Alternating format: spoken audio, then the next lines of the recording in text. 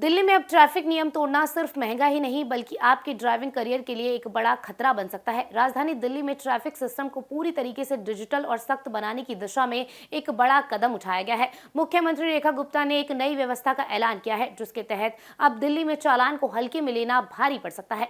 ऐसे में सवाल ये है कि ये आम जनता को कैसे प्रभावित करेगा। नई व्यवस्था के मुताबिक अगर आपने 45 दिनों के अंदर चालान का निपटारा नहीं किया तो सिर्फ जुर्माना ही नहीं बल्कि आपके वाहन और ड्राइविंग लाइसेंस से जुड़ी कई काम भी रुक सकते हैं। बार बार नियम तोड़ने वालों के लाइसेंस सस्पेंड करने की तैयारी है और सबसे बड़ा बदलाव ये है कि अगर आप कोर्ट जाना चाहते हैं तो पहले आपको चालान का आधा जुर्माना देना होगा।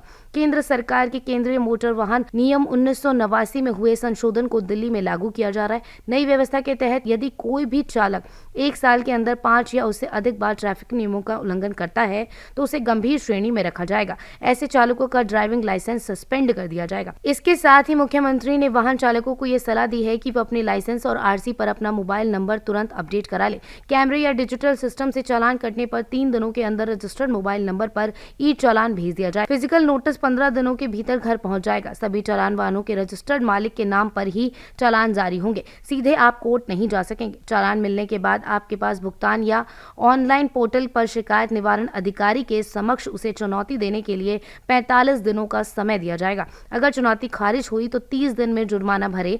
अगर फिर भी कोर्ट जाना चाहते हैं तो पहले चालान की 50% राशि भरनी होगी, तभी मामला न्यायालय जाएगा। यदि कोई भी व्यक्ति चालान नहीं भरता है तो उसके खिलाफ सख्त एक्शन भी लिया जाएगा। ऐसे व्यक्ति के ड्राइविंग लाइसेंस या वाहन पंजीकरण यानी कि आरसी से जुड़े सभी काम रोक दिए जाएंगे। पोर्टल पर उस वाहन को note to be registered mark कर दिया जाएगा। इतना ही नहीं, जरूरत पड़ने पर पुलिस या आधिकारिक नियमों का उल्लंघन करने वाले वाहन भी जब्त कर लिए जाएंगे। अब नियमों का पालन करना जरूरी हो गया है। अगर आप भी इसे हल्के में ले रहे हैं तो इसे हल्के में लेने की गलती बिल्कुल न करें, क्योंकि आपकी एक गलती आप पर बहुत भारी पड़ सकती है।